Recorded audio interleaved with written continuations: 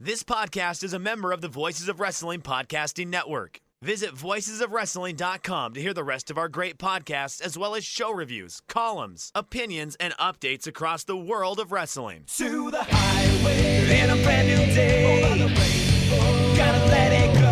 So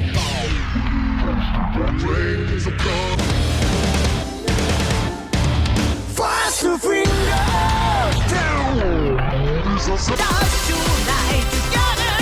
Here everyone is singing.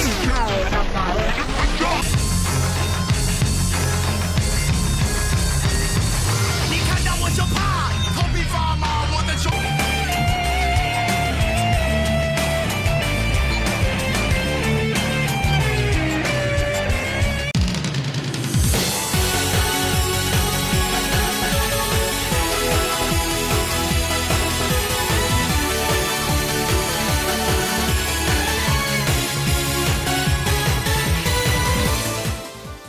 Welcome back to Open the Voice Gate for July 19th, 2022.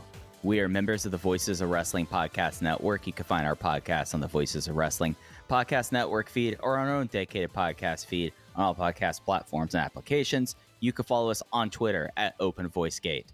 If you'd like to donate to the show, just click the link in the show notes. It'll take you to our wordcircle.com landing site. You click the red box that says sponsor this podcast, and you can set up a one-time or recurring donation. No obligation whatsoever, but we would like to thank all of our previous donors.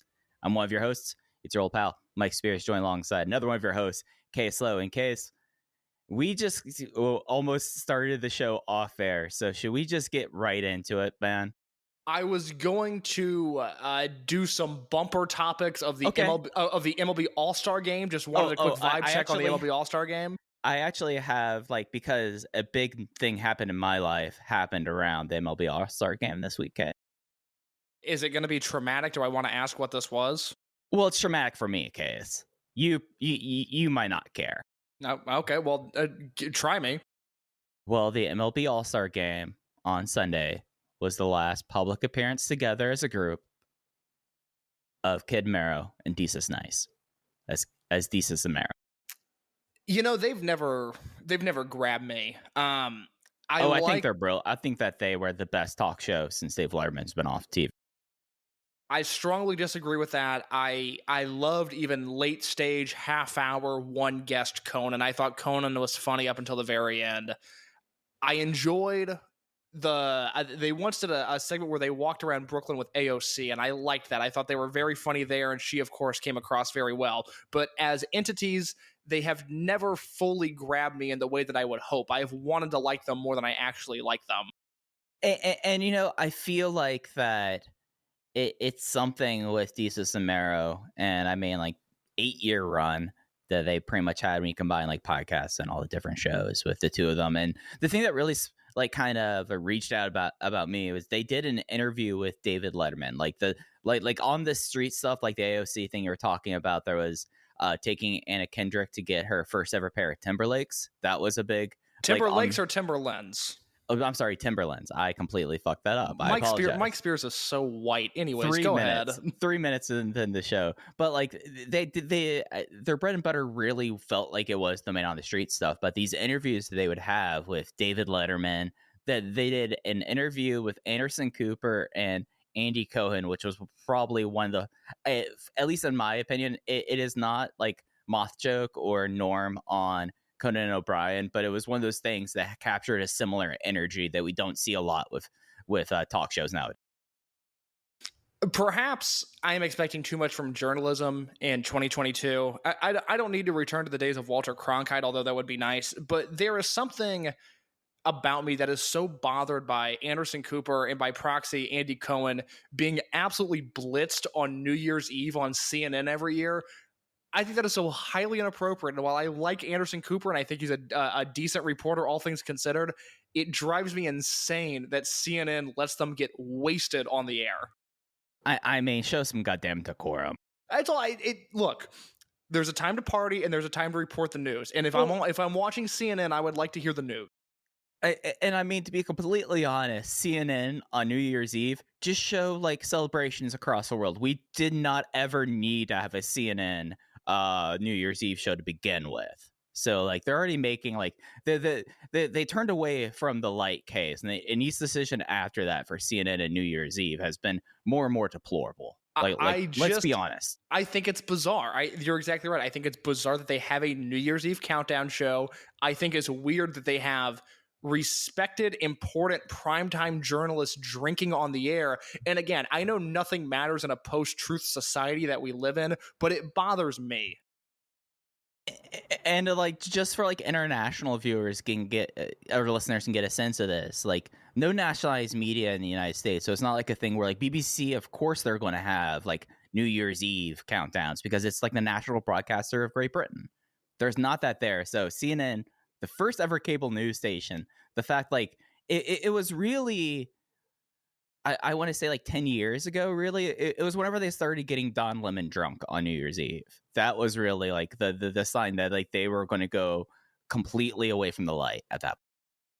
Now, if Judy Woodruff on my local PBS affiliate wants to get hammered and broadcast herself on New Year's Eve, that I would pay attention to. She's the best broadcaster in the game. Doesn't Chicago have like their local New Year's Eve celebration? Because you're not the only person who's talked about local Chicago news people on New Year's Eve to me throughout my life.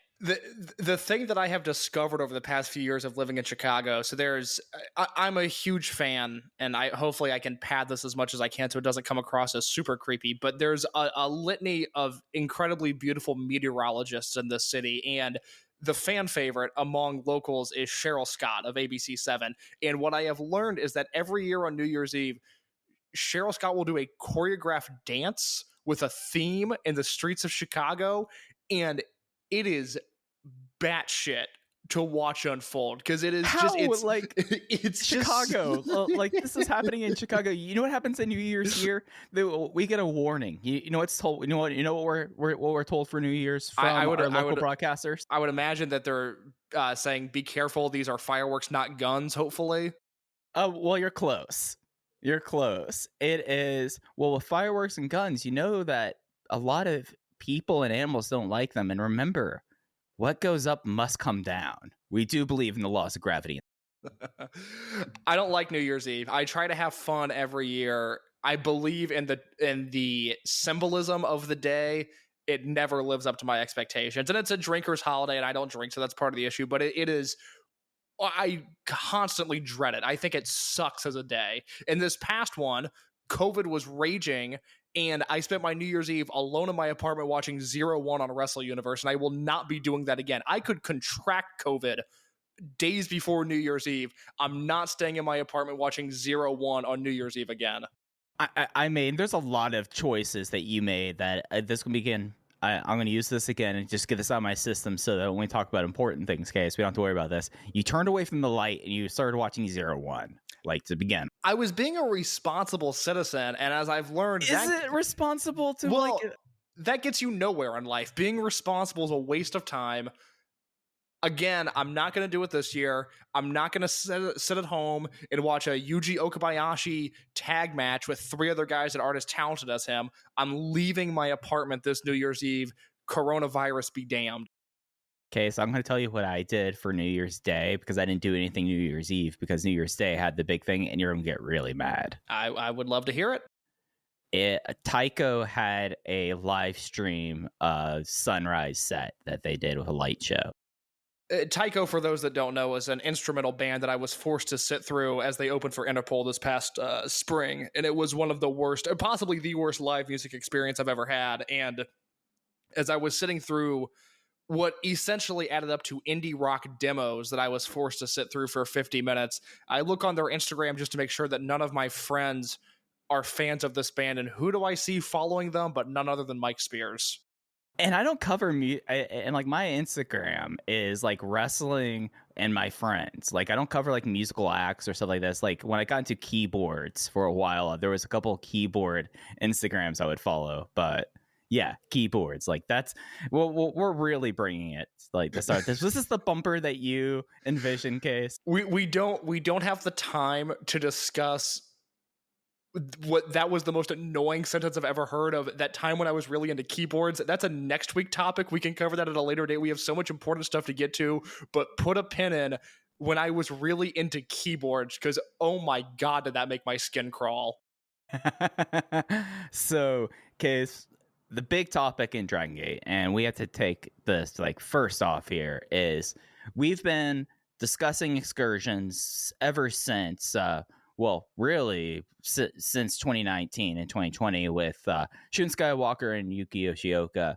The current batch right now, Takuma Fujiwara and La Estrella have been in Mexico and wrestling a little bit in the States for La Estrella's side for the better part of the last 6 weeks, but more news has come out over the last week, and we have some news as well about it's not 2006 all over again, but we are seeing the second wave of a Dragon Gate invasion happening this summer in 2022 in North America. Yeah, we haven't opened the VoiceGate exclusive. This is stuff that hasn't been reported anywhere yet. Dave mentioned in the most recent Wrestling Observer newsletter, the July 18th, 2022 edition, that SB Kento would be leaving Japan and going to Mexico and America at some point this summer into the early fall. And that was something that we had heard about. We actually learned about it as we were recording a few weeks ago, but the information that we had didn't totally line up. We didn't want to make that statement until we had more info. And over this past weekend, I had a U.S. indie promoter reach out to me, and he said that he was contacted by the Dragongate office, and these are the names starting in September that are available to book if you are a U.S. indie promoter. Obviously, La Estrella is going to be available. He's going to be based in Florida from August 6th through the 30th, and then Mexico City from September 1st onwards. SB Kento, like Dave said, is going to be based in Mexico City from September 1st through December 31st, and Shun Skywalker, a name that has not been reported anywhere, is being made available to U.S. indie promoters. He will be based in Mexico City from September 1st through October 31st. So now we have up to 4. Shun Skywalker is someone that we will get into in a bit because I feel like it's a different kind of topic here. But SB Kento, as you mentioned, this was a name that it was actually during all the Nasawa's booking Dragon Gate thing that this also popped up at the same time. And we're like, oh, we're going to file that back there. But the fact that we now have him at least through December 1st, like, I mean, I'm assuming like holidays and stuff like that they're going to probably then reassess from there. But SB Kento starting, because I remember originally hearing August for him. So the fact that he's already coming over is enormous. I guess the one person's name that's not on that list that we need to talk about, Case, though, is Sakuma Fujiwara. Yeah, let's talk about Fujiwara briefly. I've reached out to people. Other people I know that have sources have reached out to people. Whenever the conversation turns to can Takuma Fujiwara work in America or not, the conversation comes to a halt. There's almost a weird hushed silence over it. I don't think that's because there's any scandal. I don't think there's anything that's dramatic there. I just think it's the fact that Fujiwara is 20 years old, and assuming, not knowing much about visas or how they work, but I am assuming that prevents him from working in America in any sort of safe and legal capacity. That is my assumption. But given the list of names that I received, and given the fact that Fujiwara is not on there, I would not count on him being in America, at least for the remainder of this year. Yeah, so, okay, so I have, before we started recording, I was like, I have some theories about this. And you took the first one right out of my mouth. Takuma Fujiwara is 20 years old and turned 20 in February. Up until then, he was technically considered a child by the Japanese government. The age of adulthood in Japan is considered to be 20 years old.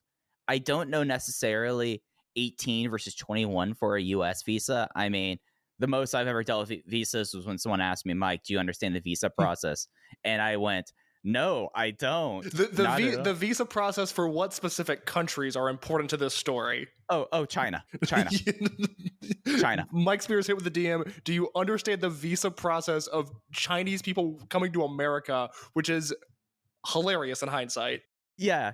So age can make this very difficult. Like, I am not of the belief that there's anything malicious or some cloud hanging over Takuma Fujiwara. It's just something that, if you're 20, it might be more difficult to get a visa when you're 21. And then also, Case, I mean, the fact that Dragongate and visas has been like a topic basically since 2019. I mean, if we really want to go back and rehashed the end of DGUSA 2014. I was gonna say it's been an issue since really 2013. We covered that in the Dragongate USA Rewind and Rewatch series. Once we move past the WrestleMania weekend 2013 shows with Gargano and Shingo and Tozawa, that famed weekend, really in many ways the high point of that promotion's existence. Once you get to the anniversary shows and beyond, that final year, every show was plagued with, well, we booked Susumu Yokosuka, but he had visa issues, or we booked this guy and he got hurt, and then we were going to book this guy, but he had visa issues. It's a decade-long struggle at this point. Yeah, and it's something that in 2019, High Spots and WrestleCon wanted to bring Dragon Gate in for WrestleMania 2019 in New York City, and it got to a point where they were waiting on visas. They announced the card with it, and the visas didn't come, and they weren't able to work. My overall point about bringing this up with this is Takuma Fujiwara, not even across a year as a professional wrestler, I don't know if they knew that Takuma Fujiwara would be ready for Excursion soon enough to get the paperwork filed. You know, like let's be honest here. If they announced the ongoing agreement, basically, like at least like this point, to my understanding, really started with Lucha Republic and Ultimo last year. Like when the first like batch of all these people from AAA and also Ultimo, Dragon, and Tajiri got visas from this.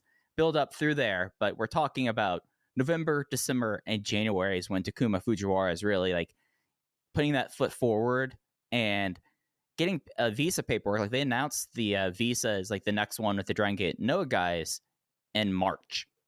I don't think there's a way that they could get like paperwork through for the guy to begin. Yeah, that's very true. I would love to know. I mean, that's something that if I could sit down with, the mysterious Dragon Gate booking committee, there's so many questions I have about the last 9 months or so, specifically about Fujiwara, because I just can't fathom that when he debuted at the end of November at Gate of Origin, that they expected him to wrestle Dragon Dia for the Open the Brave Gate Championship in March. I would love to know just how much he disrupted their booking plans and at what point the decision was made for him to go to Mexico, because even for Dragon Gate standards, and their excursions at times have been a bit quirky, the fact is, like you said, he debuted in November and he was gone in June. That is such an incredibly quick process for somebody to debut in Japan, make an impact, and then leave for Mexico. And given the way that these Dragon Gate excursions work, he is going to be a pushed commodity when he lands in Japan once more. This is, we talked for a long time, in the short time that he was on the roster, but seemingly every week was, is this going to be the week that Fujiwara wins? Is he going to get his first one here? Is he going to get his first one here? We thought it would come in King of Gate when he wrestled Ishin Hashi, but they went to a 15-minute time limit draw instead. Whenever he returns to Japan, and we don't know when that is going to be, I am assuming he's on a similar trajectory as La Estrella, which, given what I heard from the indie promoter, he's kind of available until otherwise noted. I expect him to be pushed immediately upon return, which for somebody who might be 21, 22 at the oldest is going to be an incredible position to be in. But Fujiwara, time after time, has proven that he can handle that spotlight. And you compare that with the newly announced SB Kento going on Excursion. I mean, we're still talking about someone who's 22 years old, very young, and 2 years of a rookie. And his Excursion, for however long this is, we currently know at least it's fall and winter of this year. I think we're talking about a different kind of an excursion where is this so much going to be like a full-throated, you're going to be gone for at least 12 months, we'll call you back when we call you back, and we'll change how things are with this? Or is this getting him out of people's minds? Because that was always the thing about Yuki Yoshioka was, he's also more so it's getting him out of here for a little bit so he can just get out of everyone's minds and memory enough so he can come back, and as we saw through Inferno and that whole storyline. It's very interesting the way that SB Kento has been positioned this year. I've made a point in my written reviews over at voicesofwrestling.com and on this podcast more and more recently of hammering home the fact that for the most part, he has lost all of his important matches this year. He is on a losing streak if Dragon Gate has ever done a losing streak gimmick. And if there was ever a time for them to really embrace, and I mean them being Dragon Gate as the promotion, to embrace almost this traditional Japanese mindset that they so often stray away from in the context of wrestling. If there was ever a time to send this guy away. We know he's right on the cusp of superstardom, of being that, not only that top guy, but that Open the Dream Gate champion. If there's ever a time to send him away, have him win some matches internationally, get a photo of him with an American title belt around his waist, and then have him lose it before he comes back to Japan. This could be the thing that takes him over the edge. Just that little bit of international exposure, I think, could do him a lot of good, because the way I see it, I will speculate now, we've talked since the formation of Z-Brats about, it's weird. Kai's the leader of this unit, but it doesn't really feel like Kai's unit. And the fact that we've seen those two team up more and more often as we get closer to Kobe World, I think in storyline, Kai is of the same thought process, and I think he's going to banish SB Kento, a perennial loser, from Z-Brats and really make it his own unit. And that puts us in a position where when SB Kento returns, my thought process is he's going to return as a babyface. And I am so on board with that ideology. We really only got, given that SB Kento debuted in December of 2019, you take away a few months from COVID, we really have like 5 or 6 months of SB Kento as a babyface, and that is bare bones young boy style wrestling for the most part. He turned heel super quick and embraced that heel role so well that there might be fans that just completely forget what he wrestles like as a babyface. And I think upon return, he can be that white hot star that takes out Kai, that takes out Z-Brats. And I think they're positioning him to do that. Yeah, and it's something really that at the end of the day, we're talking about someone who's still 22 years old too. So he got his like initial heel run. If you like look at like the timeline of a Dragon Gate wrestler, this is like the right time for him to go on Excursion. Like you've done like your rookie character, you did a bit of a heel run, you've got like title belts, you're ready to go on Excursion, you come back as your main event babyface. Like it's almost like by the beat, other than the fact of him winning belts before he was a rookie, but like if you look at like the whole entire like timeline about like Dragon Gate people, and if you want to like fit in a mold, it's time for it. Like it needs to happen. And it's something that with like the King of the Indies being announced on the West Coast and Australia being announced for that as well, he's naturally someone that's like, hey, that's early in his excursion, so I don't expect him to come out here and someone to like throw weight around and say like he needs to win this thing. But that's a big kind of tournament that I could see them wanting him to make a name for him, like how Bola did with Akira Tozawa in 2010. The issue is going to be, and I think that's a very fair point, I think, unfortunately, we are giving far too much credit to U.S. indie promoters. And in this podcast, 95% of it is about Dragon Gate, 4% of it is about Anderson Cooper drink on New Year's Eve and other assorted bullshit, and 1% of it is complaining about the U.S. indie scene. And the fact is, these promoters just don't know who these guys are. And this is something we've talked about with Jay on air at length, that in the eyes of the American viewer and of the American promoter, Dragon Gate is still Shima, it is still Masato Yoshino, it is still Naruki Doi, Shingo Takagi, Akira Tozawa. And I know for a fact that there are promoters out there of high-level indies, people that could plug SB Kento or Estrella or Shun Skywalker into their show tomorrow, and they would be better off, they would sell more tickets, they would sell more subscriptions, that have no clue what to do with these guys. And while the idea of SB Kento rolling into San Francisco and winning the King of the Indies tournament, which I think he's more than qualified to do, is a beautiful vision, unfortunately, I find that to be completely unrealistic. I love your train of thought. It's just we went through this 3 years ago with Shun Skywalker and the rest of the Dragon Gate crew, but specifically Shun during that WrestleMania weekend that you mentioned, where they ended up not coming over because of visa issues. Shun was pining for bookings. Shun actively wanted, from all we heard, put me on your show, let me wrestle in America.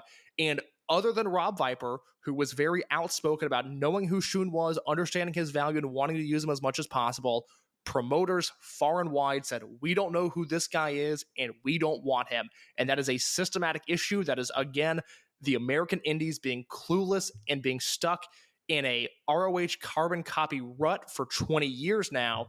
And for as talented as we know that SB Kento and Shun Skywalker specifically, no disrespect to Estrella, but I think anybody listening can agree that he's not on their level. For as talented as SB Kento and Shun Skywalker are, realistically, they should be a Akira Tozawa reincarnated in terms of what he did to PWG and how that impacted his career. That is just not going to happen. It is a bummer, but that is just not going to happen. And some of that is also the environment. Like you talk about indie promoters. Yoshino was the only one who got outside of that WrestleCon stuff. The only one who got an outside booking that 2019 weekend that was advertised was Masato Yoshino. So that really gives you the state of things. I guess when I say like that, like having him at that tournament just appear there, you want the photographs. You want I agree. that kind of stuff. SB Kento versus Titus Alexander, SB Kento versus Kevin Blackwood. Go down the list of the guys that are working Southern California indies right now. I guess that's NorCal, but the point still stands. Right. There's plenty of opportunities for these guys to win. The hope is that, joining Estrella would be an SB Kento or would be a Shun Skywalker. They can succeed there. I don't have faith in the process right now that that's going to happen. It's going to be very interesting to see what comes of this. But what do you make of, we talked about Estrella. Obviously, he's been over there for a while. We talked about SB Kento. What do you make of Shun being offered up to North America for 2 months? I think he's at a position now on the card, not saying that it is the Shima role when he would always be over for like whenever Dragon Gate people were there. I think him coming over in like that position of seniority, of course, not 1-to-1 there. I think that's valuable. I think it makes you wonder again about like Z-Brats, but I think 2 months is something for that, and gets a chance to have a little bit of the US side of his excursion that he never got to have because of COVID, because because both him and Yoshioka were not planning and staying in Mexico all of 2020. They were supposed to move up to New York because that was where the MLW relationship was at that point, but COVID happened. So maybe this is a way for him to get like a little bit of a super indie run, Yeah, initially I read it as, if you follow Shun on social media, it seemed like despite the fact that he was dropped in Mexico in the midst of a pandemic, it seemed like he really liked Mexico, and that somehow he had done what H has been unable to do for a decade and talked himself back into a Mexico trip. Shun in America is something that, again, he obviously wanted WrestleMania weekend. I had heard conflicting things about his relationship with MLW in 2019 and 2020. He was initially on the list of guys that they had wanted to bring over, and I think enough time has passed to, and I'm sure we've said it on the show before, but it was, I think, Yamato, Kai, Ben K, Big R Shimizu, Shun, and KZ, I think, were the 6 that were initially marketed. Yoshino at that time too. Okay. And then I had heard at one point after the initial announcement that Shun was off limits to MLW. I don't know where that exactly stood. I don't know if something happened. I don't know if I had bad information. But from every account that I've heard, it seems like this is something that Shun wants to do. And I don't think there's any story here other than the fact that he will seemingly be gone from Japan for 2 months, which is exciting as somebody who, when I voted in the SFM 50 last year, number 1 was Kenny Omega, number 2 was Shun Skywalker. So now, if you're a promoter in America or Mexico, you have a chance to, in my opinion, book the second best wrestler on earth. And just to say, if you're promoters that might be running a certain city that has insane weathercasters over, let's say not even Memorial Day, Labor Day weekend. Let's talk about Labor Day weekend. They'll be available. I mean, why not have these guys there overall? Well, the start dates that I have on SB Kento and Shun Skywalker from this American promoter, from by proxy, a Dragon Gate representative, would be September 1st. So, fingers crossed. Let's all get together, get around your phones, your laptops, put our hands up in the air, and let's convene. Let's get the energy flowing, and let's get Dragon Gate to Chicago overall out. Yeah, because I looked at flights for King of Indies, and I was not loving the prices that I saw from Chicago to San Francisco. That is a no can do right now. Yeah, I finally booked my all out stuff, and okay, yeah. It's hard out here for a pimp. Case, anything else you wanted to touch on about Dragon Gate excursions? Of course, this is a moving topic, and if they're in the States, we'll more than certain check it out and talk about it on the show. I'm excited. It's been a long time since we've had Dragon Gate wrestlers. outside of Japan. Obviously, the Mexico stuff we've had a pretty close eye on. We'll do probably another big Fujiwara and Estrella roundup the week after Kobe World, and the idea of them coming to America is very, very exciting to me. Absolutely.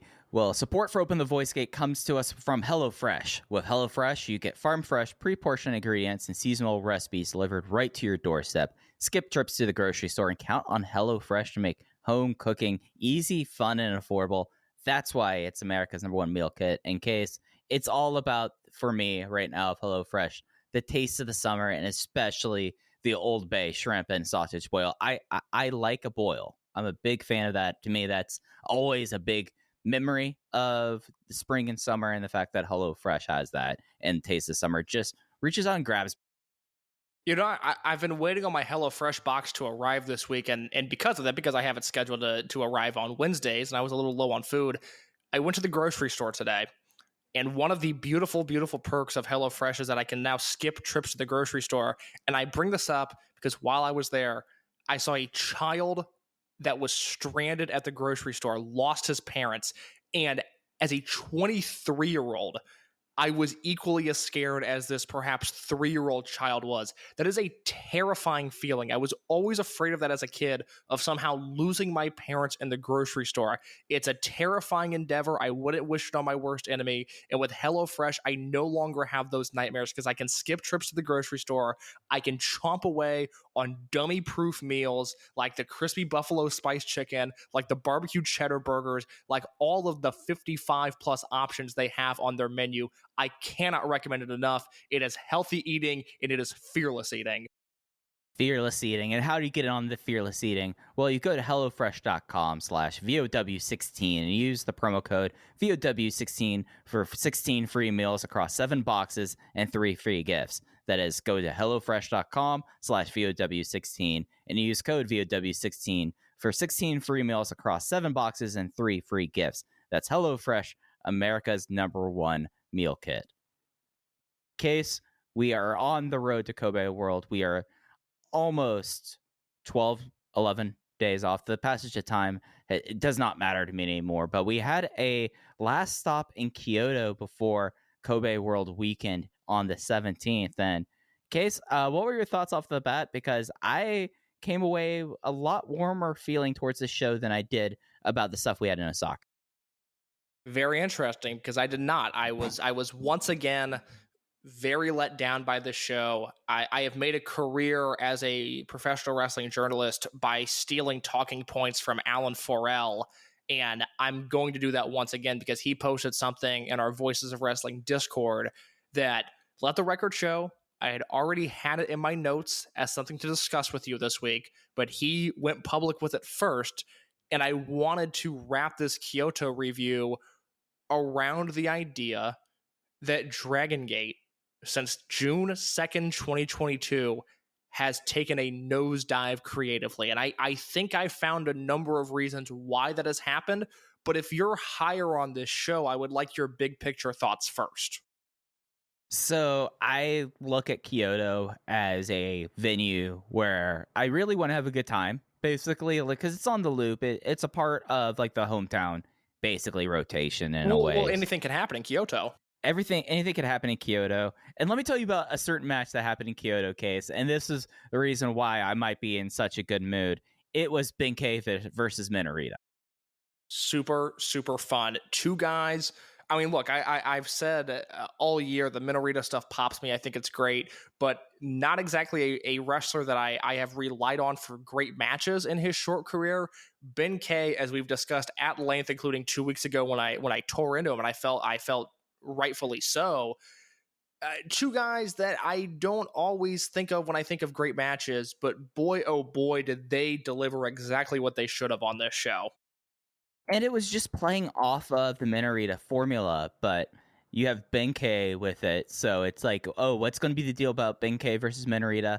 Well, he's not going to really be pushed. He's just going to get angry until Menorito starts going after his knee. And then he has one moment where Menorito bounces off the rope and he makes a gesture to the camera and goes, "That's it, I'm done here," and gives a top 5 spear of all time. I have to say, I went back and I watched it on my iPad and I hit rewind 15 seconds a good 5 times. JFK Zapruder filmed this thing. The way that Minorita's head goes forward and like flaps back as he collides into the mat. It just was excellent stuff, and it was just taking a little bit from what had been working, adding in someone new to the formula and adapting it to someone new in a way that presented a different kind of style of match. And I went 4 stars on this match, Case. I adored this match. This is one of my favorite like sub 10-minute matches in a long time.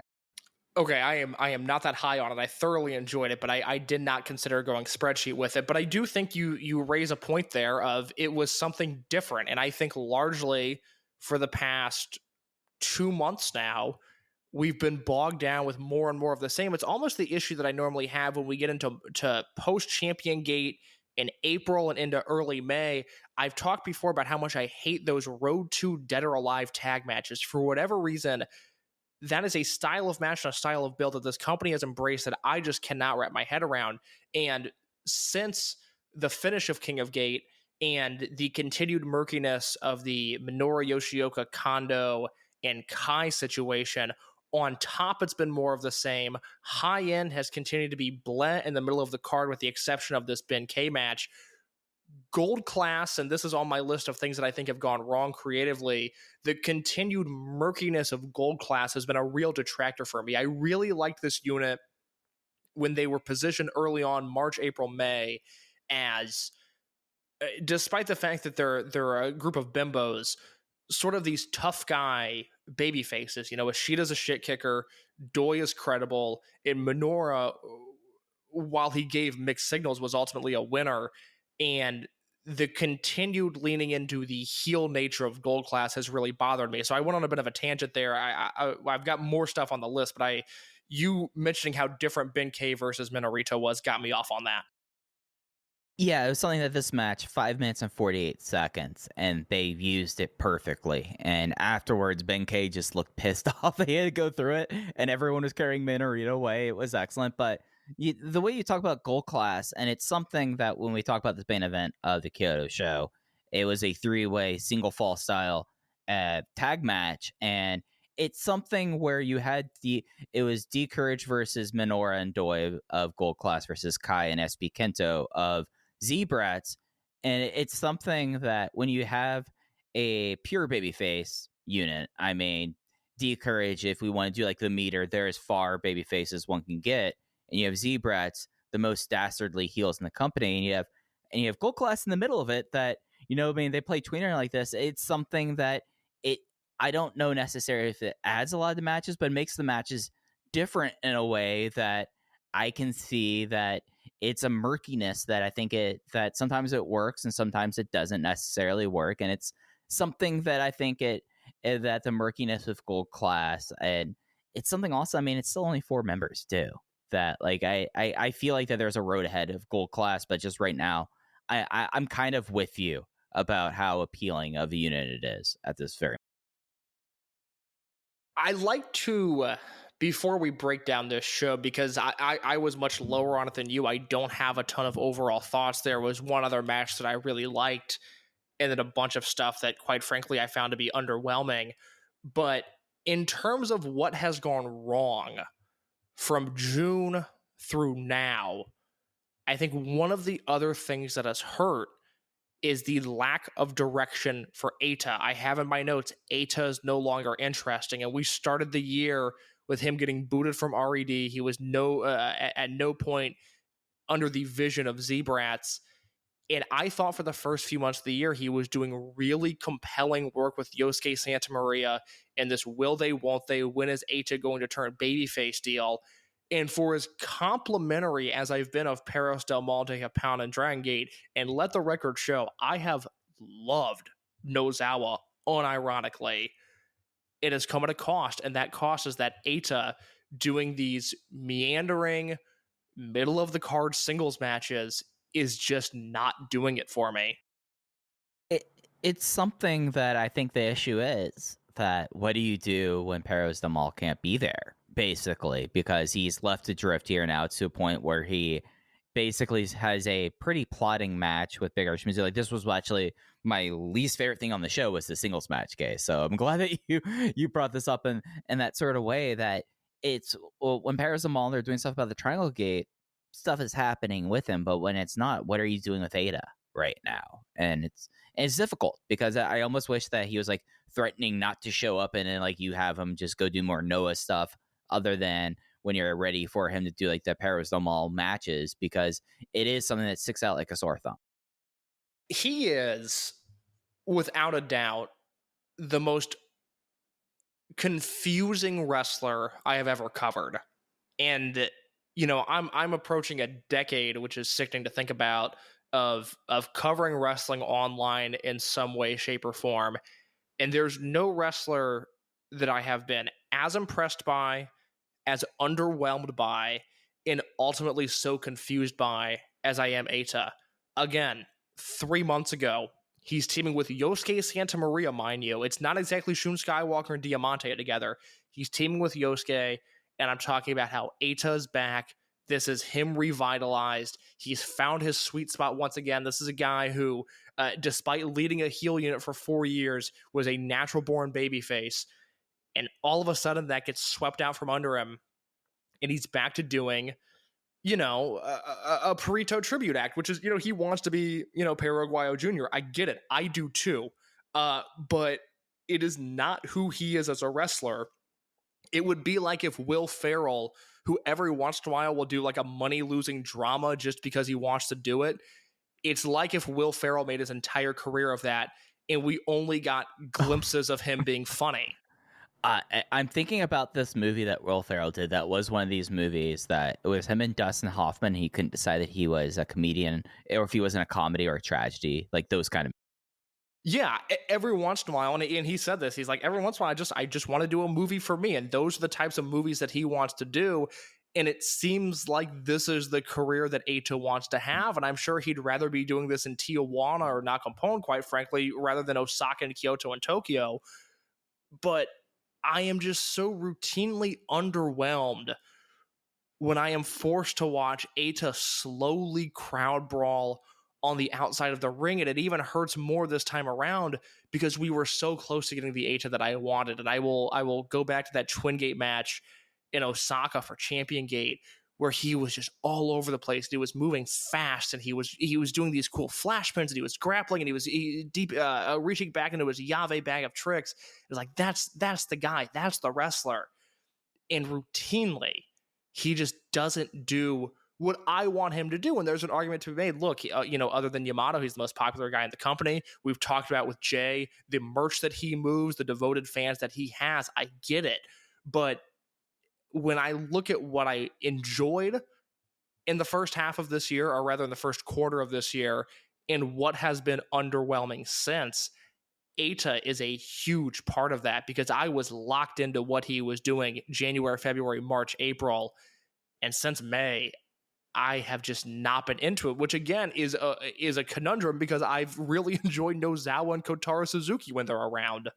Yeah, and like that's the delineation for me, really, is it's that they don't know what to do with him when they're not around right now. So it's frustrating. Like, it's almost something that it's like, wherever Fuda is, if he's ever come back, I kind of want Fuda to kind of be like his minion at this point, just so he has something to do, even if it's to the detriment of someone like Fuda right now, just so Eita has a purpose when Nozawa and Kotaro Suzuki aren't around, right? Then there's the issue, and this is the final thing that I really thought of, and I'll kick it to you after this to see if there's anything that you missed. But, besides Eita and this continued Pero situation, besides Gold Class and their continued murkiness, it's something I touched on a bit last week with the individual impact that Takuma Fujiwara has had since leaving Mexico. But you think about the dramatic roster changes that have taken place just this year, where you lose Fujiwara, and you lose Estrella, and you lose Shoya Sato, and then you lose Riki Ihashi, and Ryo Fuda, you can't find him with a search party. And then, now we have no Kaito Ishida, seemingly. And then you look at the other injuries that have taken place this year. The lack of depth is something that is astounding. And all I have to do is point to match 3 on this card, where you found Punch Tamanaga and Genki Horiguchi and Ho-Ho Loon in a main card match altogether. And that's something that I just don't think would have happened January, February, March of this year because there was so much more depth on the roster. Yeah, and I mean, like Punch Tominaga coming out doing a full Natural Vibes thing, like that was charming for like a minute, and then he was like the focal point of the match, and I was like, I found it to be violently depressing. I really hated seeing Punch in Natural Vibes colors because, you know, they just printed up merch of the third chapter of Natural Vibes with the inclusion of Jason Lee and Strong Machine J. yeah, And as I've said on this show, I think it's the most deeply satisfying unit in wrestling right now. Natural Vibes in their current state does so many things right. And they are so talented and so cohesive as a unit. To throw Punch back into that wildfire, even for one night, was one night too many. And they've done it a few times this year. I hate it when they do it. I hate that vision of Natural Vibes 1.0 because I hated that unit. And I love what they've done ever since they've been reincarnated. and it's something that like the fact that you have Punch just all over this match, it means that's harder for you to take away. Like Ho Ho Loon has been really good, Sneaky good. Ho-Ho good. Loon. Yeah. Like my note is like Ho Ho since the Karate Masters happened, and it's something concurrently. It's just something that getting more opportunities. Like he's someone that actually, like, yeah, it's something that if the roster was in a position that everyone was here and healthy, he wouldn't be sniffing this match position. But he did not embarrass himself, and I was really excited when he got tagged in, and I was like, Ho Ho. It's nice to see Ho Ho really like getting the opportunity like this, and you know, kind of being like the big positive in this match. He doesn't feel out of place in the Karate Masters tags, and he certainly was an active contributor and a positive influence to this match, which is all I'm looking for because I can't say the same for Punch.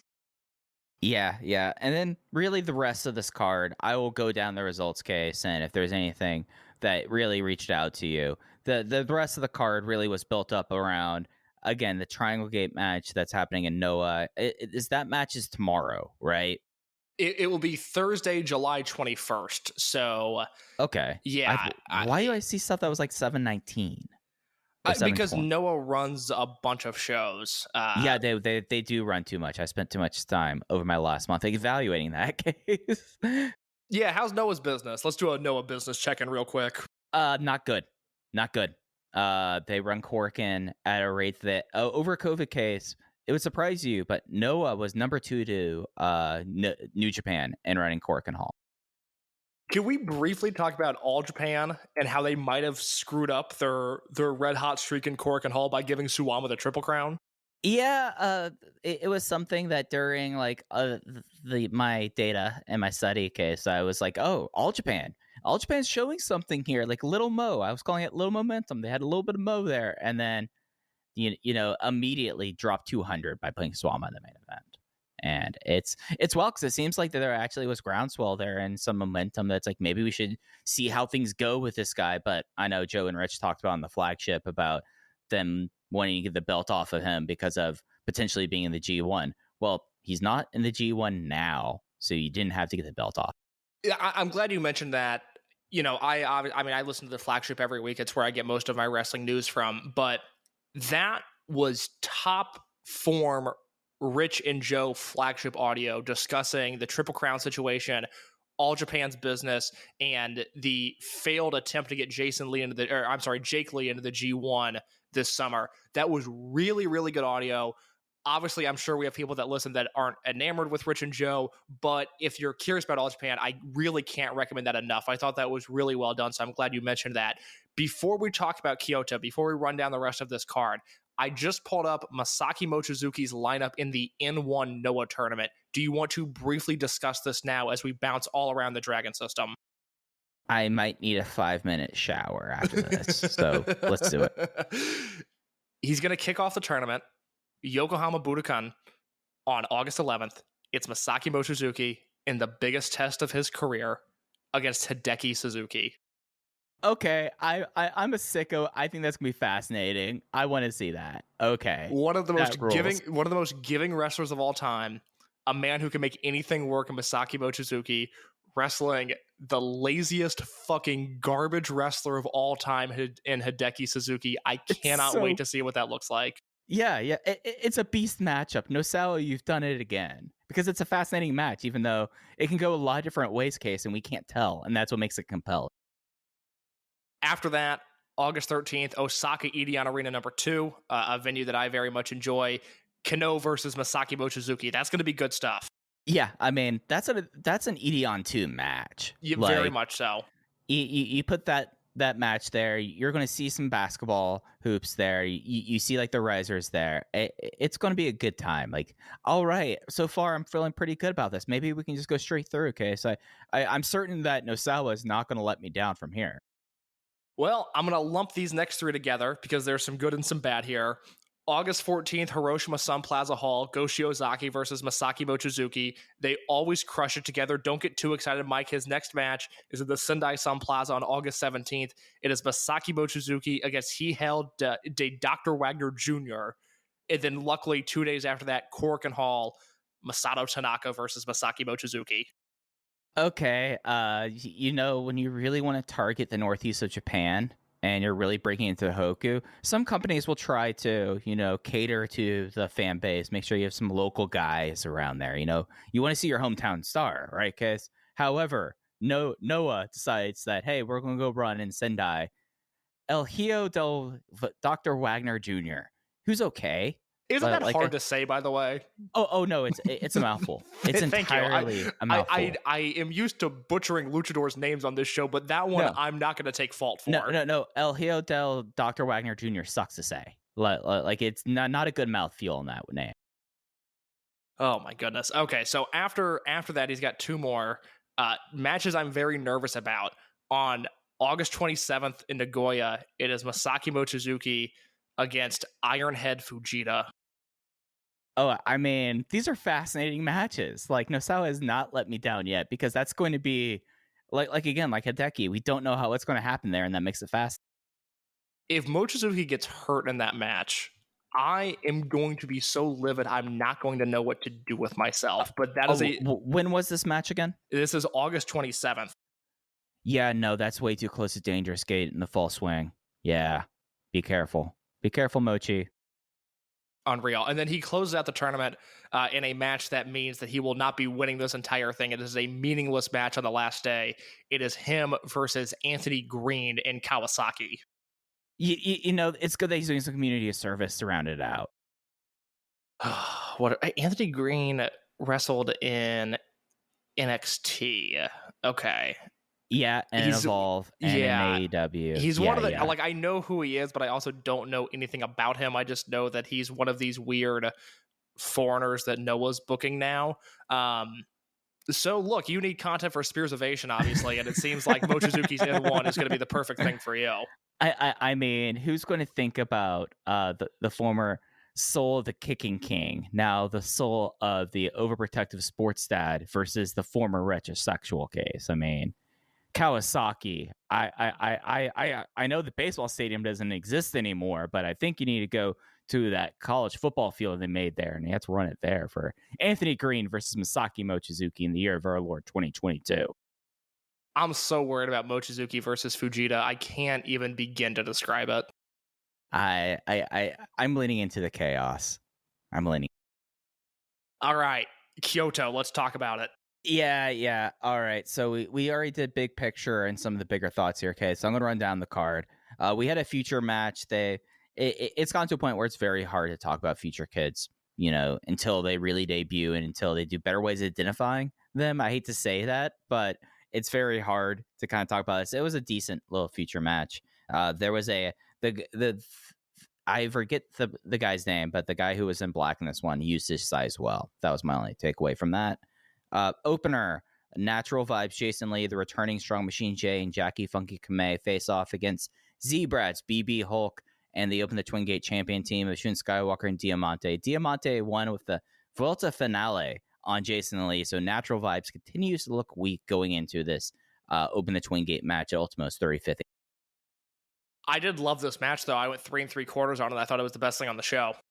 I mean, it was a JFK show, really. Like, doing great work there, and then the hot tag from Strong Machine J coming in there, like just looking like a house of fire. It was a really fun opener. I went 3.5 on it. I continue to be enamored by the Shun Skywalker Diamante double team moves, and the one that they did in this match, which I don't remember them doing in the past, And it is so perfect because Kamei is just the right size for this to look devastating, but also realistic. Is Diamante picked Kamei up in a press slam and then just threw him on the knee of Shun Skywalker. And I think if Kamei was any bigger, it would look more like friendly fire. It would look like something that would damage Shun's knee. But Kamei is so small, and Diamante threw him with such force, quite frankly, that it looked devastating to Kamei. I love that spot. I love what they're doing. Strong Machine J was back in action here after missing last week, and I thought he looked very good. This continues to be a winning combination. It's not quite to the level of the RED versus Masquerade matches that we raved about last year, where seemingly every time they were connecting with a spreadsheet level match. But Natural Vibes versus Z-Brats is far and away the most consistent pairing in the company right now.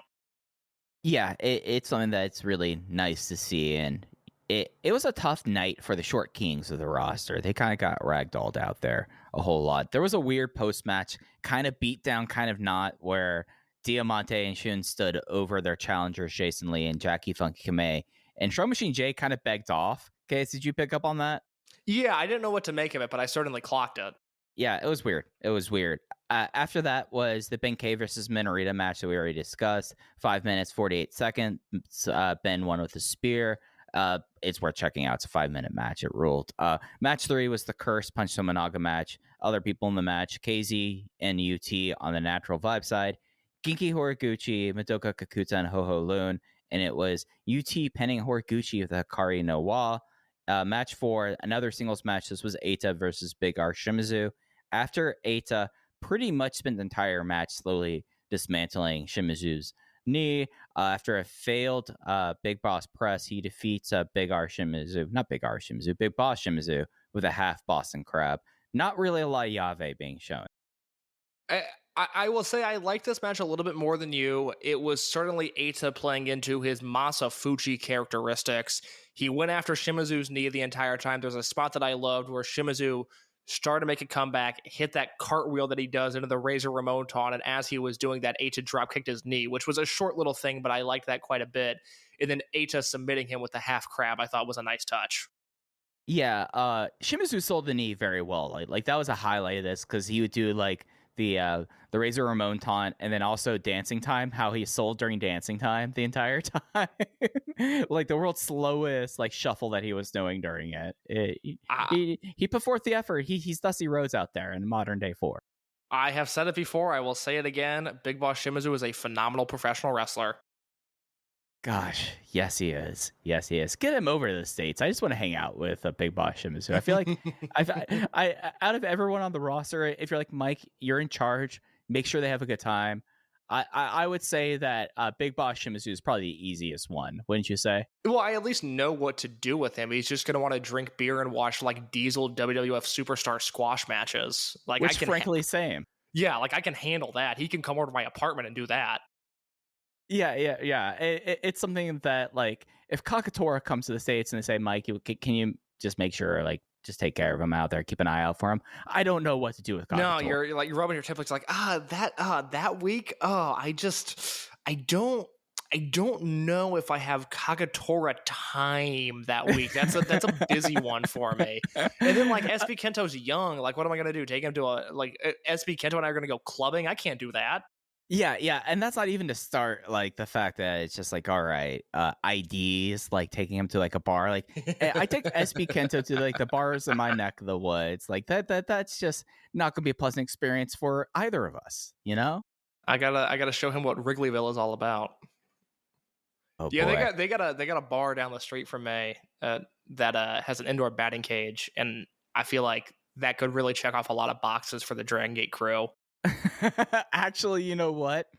Cubs game, batting cages. You're probably you're in charge of entertainment. Yeah, that's half the roster is good with that. The other half, we got to figure out like some anime for them to watch, back at the hotel or something. Play soccer. Yeah, they're a bunch of fucking dorks. But half the roster with a Cubs game and an indoor batting cage, I think they're satisfied. Yeah. Well, we were speaking about Kakatora and how we're not prepared to entertain Kakatora if he came to visit. He was in a tag match of Yamato and Dragon Kid of High End versus the M3K team of Susumu, Mochizuki, Yasushi Kanda, and Mochizuki Jr. Yamato reversed a slingshot on the outside as M3K were going for the double count out, and he got in at 20. I really am enjoying the slow crawl with Mochizuki Jr. finally not getting his ass kicked. I have a dumb observation to make. What's up? This is going to sound dumb, but let me explain.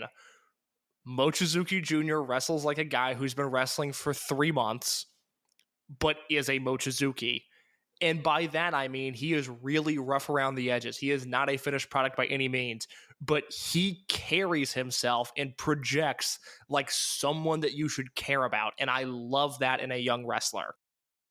He's really good at selling for like 3 Yes. months in. Like he's able to like give this, like you could tell that that it wasn't like that he was hidden away from pro wrestling, even though his dad was a pro wrestler, you know?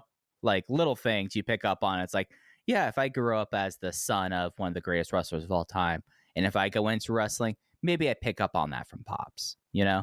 I really like this match. I really like the finish of this match. You know, M3K was going for the double count out. Yamato whipped Mochizuki Jr. into the steel post on the outside, slid back in the ring at 19, got the win for high end. I thought that was clever. That was a nice wrinkle that I hadn't seen in an M3K match yet. And although it is looking less and less likely that my prediction of the Dragongate belts bouncing around until they found some stability on M3K at Kobe World this year, although that is looking less and less likely, I am still not deterred from that vision. I think if you wrestled a bunch of matches of this style with some combination of Susumu and Kanda and Masaki Mochizuki, they are talented enough, whatever 2 guys you want to throw in the wings of Mochizuki Jr., they are talented enough to protect Mochizuki Jr. and to not expose him in this environment. I think on a show like this where, you know, we've seen title matches before, let's throw this in Fukuoka or even, you know, Osaka, and let's say this is for the Dragongate belts, I don't think we're let down by this as a title match. I think there would be an extra gear of intensity that would be there, and I still think Mochizuki Jr. would have been protected. So although they started off white hot and it seemed like they were only going to go up, they've obviously cooled, they've obviously taken a step back, and it doesn't look like they're going to hit that title match at World like I thought they were going to. I still like that idea, and I still don't think that would be the worst thing. No, and I'm confident enough that out of the 4 with Mochizuki Jr., as you're saying, like they could get something together with him. Well, like we're talking like that this kid isn't a professional wrestler or like, you know, Dragon System like this. Like he's first debut match debuting in the main event of Cork and Hall. I feel like that it's going to be okay in that scenario. I think it's interesting the fact that no Mochi on the show and Mochizuki Jr. suffers a loss because protective dad's not there. It's great stuff. Again, I will continue to reemphasize this because I think it's only going to be more obvious as time goes on. Think about the level of care and protection they had with Strong Machine J, just given that he was the son of a wrestler, a second generation wrestler. The Ahashis, obviously things didn't go as planned for Ricky, but think about the hype that surrounded them as Japan's first supernovas. If you think Dragon Gate isn't going to make milk everything possible out of Mochizuki Jr. being on the roster, you are sorely mistaken. Absolutely. And then the main event, we talked about it briefly. It was D Courage versus Minoura and Doi of Gold Class and Kai and SB Kento of Z-Brats. It was Yoshioka pinning SB Kento with the frog splash. And around the semi-main and the main event, they continue to build up the Triangle Gate dissension within high end with Benkei still being unhappy, but he's now playing it for jokes, and just general build for the match next week in Kobe Samba Hall to decide the Dreamgate challengers at Kobe World next. I reached out to Jay on Twitter. I said, was there anything notable from the Benkei Yamato promo exchange? And he said, no, it's basically the same thing they did in Corkin. So there's nothing new on that front. As for the main event, like I said earlier, I continue to be really underwhelmed by these matches. I think, you know, this is going to be one of those shows that's going to be very interesting to look back upon. And I mean Ultimo's 35th and the subsequent Kobe World, because although it's unfair to analyze wrestling and arguably predict wrestling in this sort of way, if we leave next weekend and, Kai wrestles a 4.5-star match against Minoura and, a 4.75-star match against Yoshioka, our view of these shows are going to be incredibly positive. And as time goes on, I think we'll forget the dissatisfaction we had with the build up to these matches. But I am really not enjoying what they're doing with the main event scene. I talked about that at length last week. If you missed that, go back and listen to it. And these Road 2 matches are not helping. I am just not into this at all, even if I know the end result is likely going to be greatness. And that is a similar feeling that I had last year, but it's more extreme this year because I felt like last year, Shun sweeping KZ and Yamato would have been a win. KZ winning the title and defending against Yamato would have been a win. Doing what they did, where Yamato left with the title, wasn't the most exciting thing they could do, but from a business standpoint, that was a win. The only loss that was on the table there, to me, was KZ beating Shun and then losing to Yamato, and that obviously didn't happen. This year, we're in a scenario where I don't trust what they're going to do with Minoura. I feel like they're going to do, for lack of a better term, some really dumb shit with Kota Minoura. And I don't like that as somebody who's been obviously very bullish on him since he debuted, a big proponent of his character work really up until this last month and a half. And then Yoshioka, who I think is destined for stardom, but isn't over the hump just yet. And if they don't nail this, they are in great danger of repeating what happened with the Big Six. And we obviously look at them now, and it's, Shingo and Hulk and Doi and Yoshino and Tozawa. And those are stars in our eyes. Those are guys that were made men. But the first attempt to get them there was not a success. And they had to put the title on Mochizuki, and then Shima had to carry it for a year and a half for them to get back to that point. And then from 2013 on, we obviously know and love those runs. And I'm just very concerned that if they don't stick the landing at World, this youth brigade that we've seen since the start of 2019 with the rookie ranking tournament is going to be set back in a dramatic way. And it's something that, like, talking about Minoura's character work, it's just question marks about, like, at least for me, like, we're getting to that point with him in his career that, like, we were talking about SP Kento going on an excursion, about how it's kind of right for him at this point. Like, we've already blown past that with Minoura. They kind of treated him returning at Kyoto in 2020 in July with, like, new gear and a winning streak, and became the Kota Minoura that we know now, as, like, an end or, like, that relaunch there. But he hasn't had the heel turn case. And the question there is, like, is this heel work that would be working in normal contexts? Or is this something that if we had this outside of the wrapper of the Kobe World Weekend, would this be more palatable? Yeah, I don't like the way they've gone about it. I think even if this was like the Gate of Destiny main event, which, holds reverence, but less so than Kobe World, I don't think this would have connected with me. I really, that show closing angle in July to end the Dreamgate match with the lights going off and Minoura, digging into this vicious side of him, which I just don't agree with in terms of the way that this character has been portrayed before that. That was a really big miss for me. And as a consumer, that did a lot of damage with who Minoura is, even if I like the logic that they built in of Menorito being the one that flickered the lights on and off. I just think this is one of those rare times where Dragon Gate missed. There's a few different avenues of Dragon Gate booking. There's the logic that they are so good at, like you just mentioned, on a small scale, Mochizuki Sr. not being there, so Mochizuki Jr. loses a match. They do small stuff like that. Then obviously in the big picture, they're able to build on stuff like that and make it into this grandiose thing. There's the second avenue of Dragon Gate booking, which is, wow, I didn't see this coming, but oh my God, that makes sense, which is this realization that we all come to. And I think that is what makes this promotion so special. And it's why people like you and I care about it so much, because we get sucked into that sort of stuff where, we think we have a clear vision for the next 3 months, and the next show completely upends that, but it's done in this beautiful way. And I was there with this promotion a mere few months ago.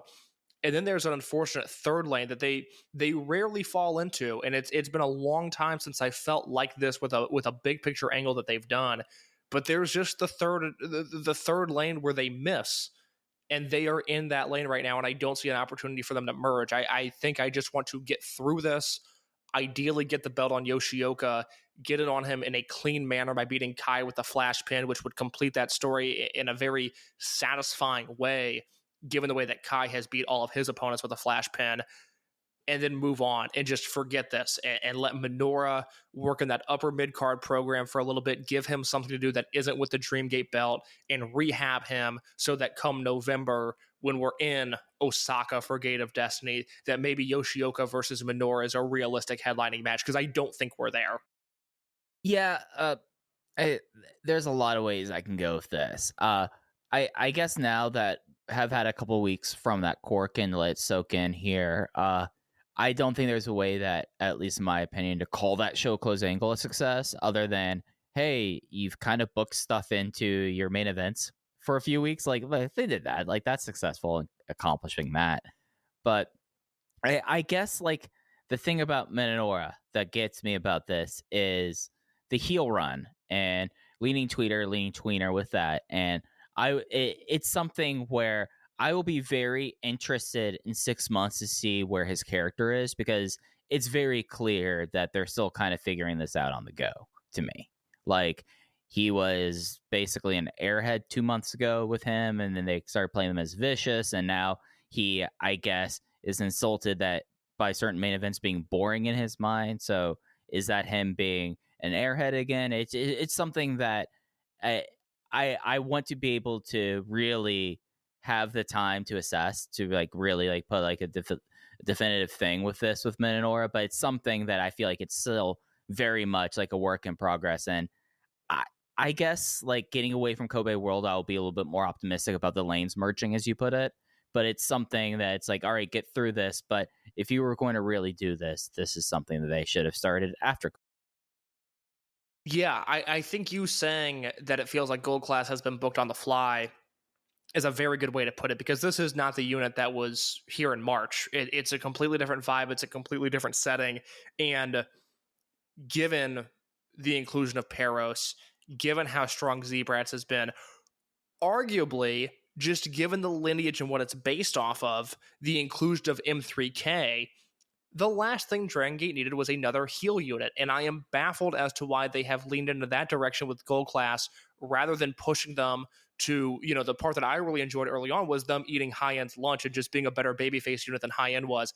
I don't know why we got away from that.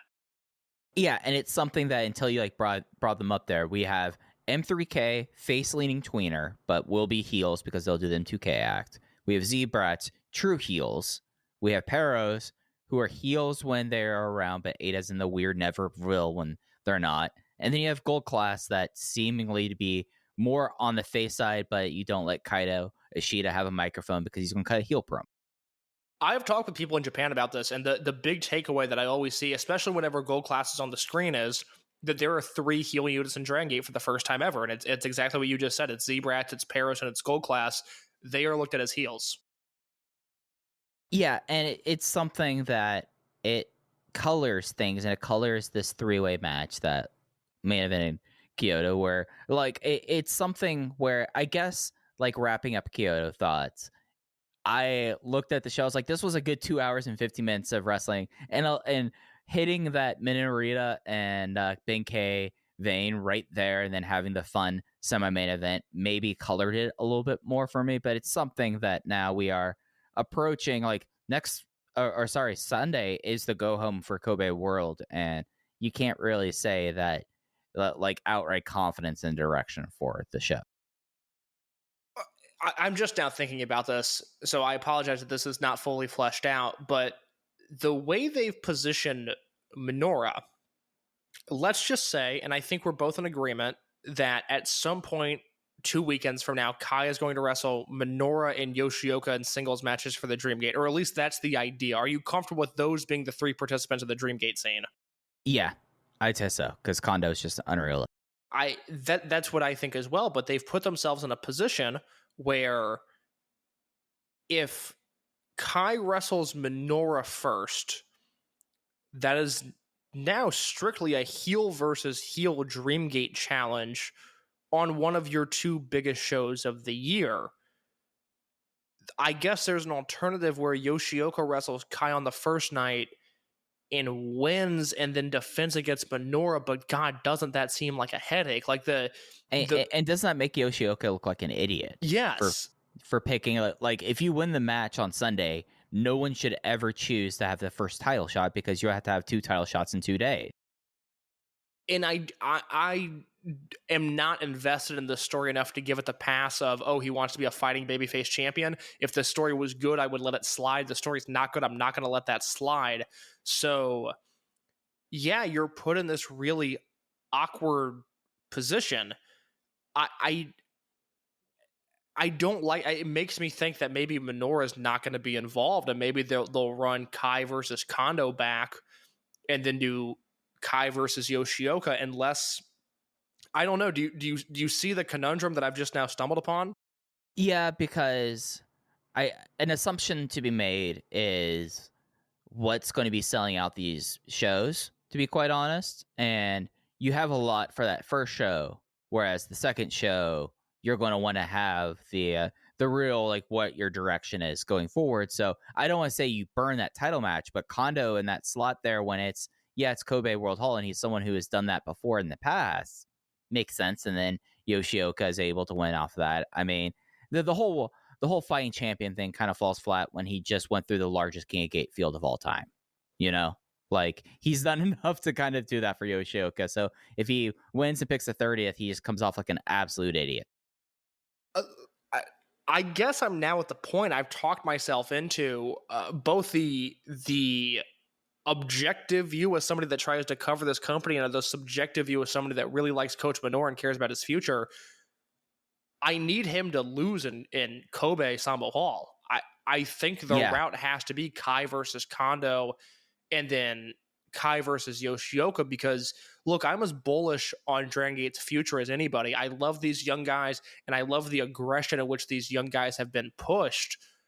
But Yoshioka versus Minoura, for as much as I love both of them, is not a Kobe World match. At least maybe I'm wrong, and if you're listening and you feel otherwise, please let me know. I would love to hear the argument against it, but that's just not where these guys are at right now.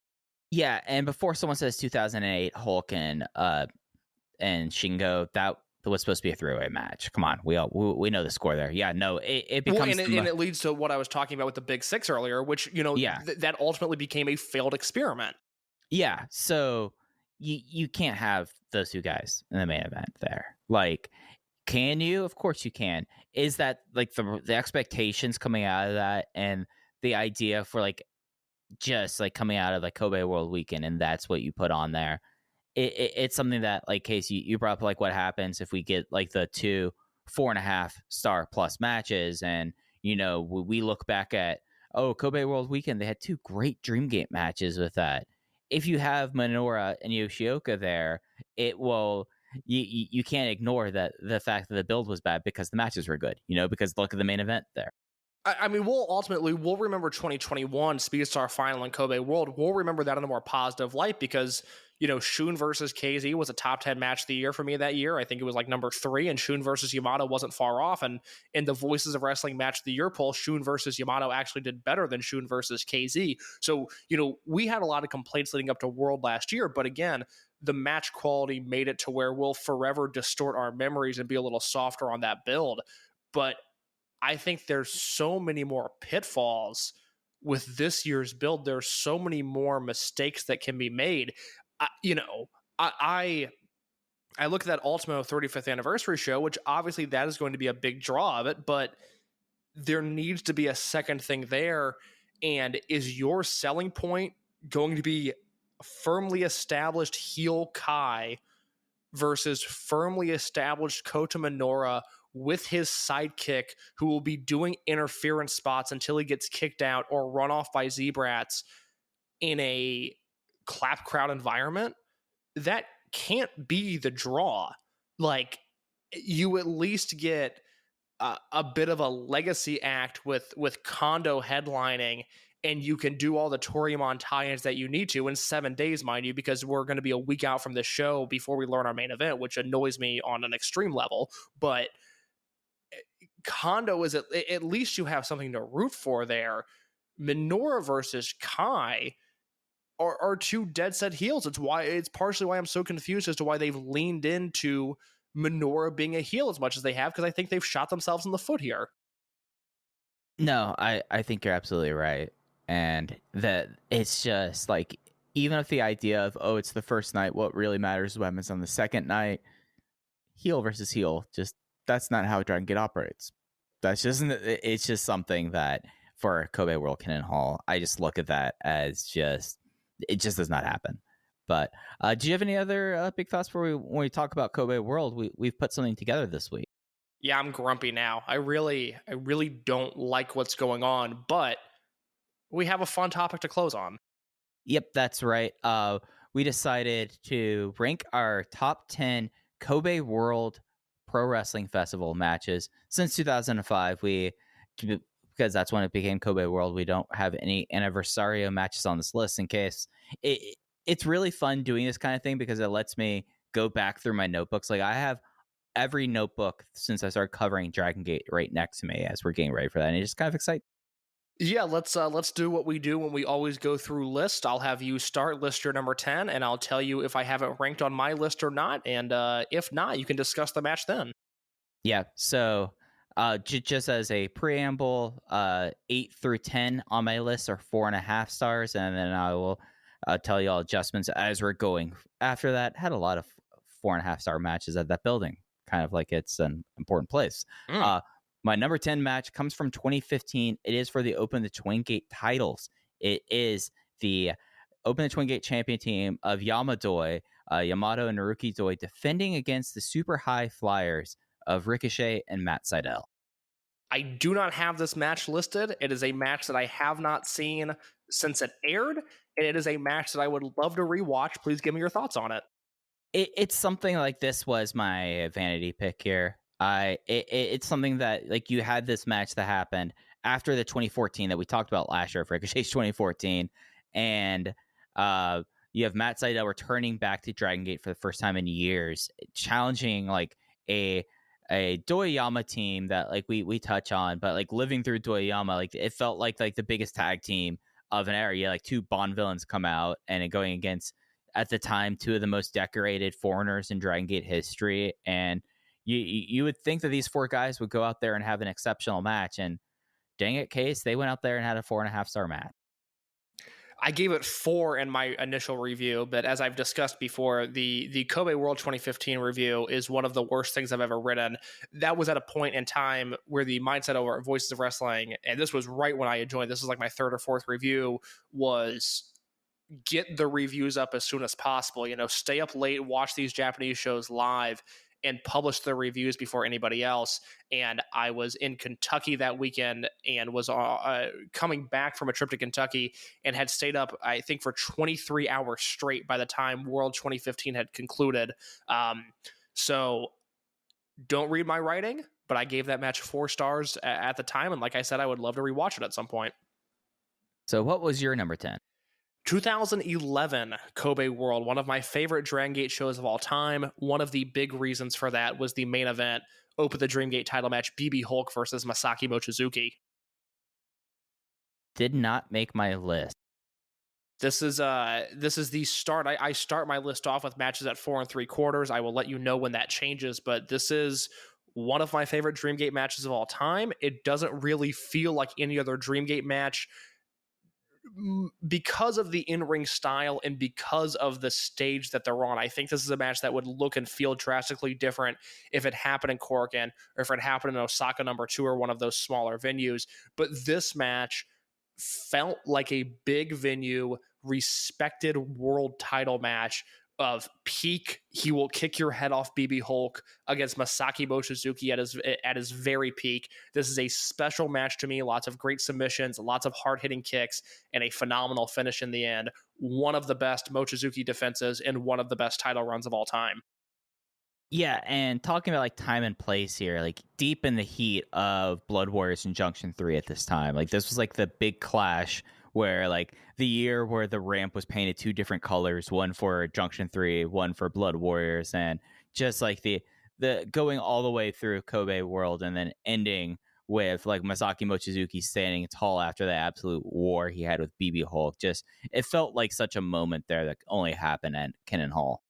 I should note before you give your number 9, all of these are going to be on the Dragongate Network. Some of the older shows are going to be clipped, which is a bummer, but at least for, the main event matches, you should get most of them in full. But if you've never seen any of these, they are all available on the Dragongate Network. All right, my match number 9 from 2013. Speaking of Masaki Mochizuki, is Masaki Mochizuki versus Yamato in an absolute just blood war. What a great pick. I don't have this listed. This is an all-time underrated match. It is one of those, the first time I saw it, it really put into perspective how good Mochi is. It's a special performance by him. It's a match that I love. Please give me your thoughts on it.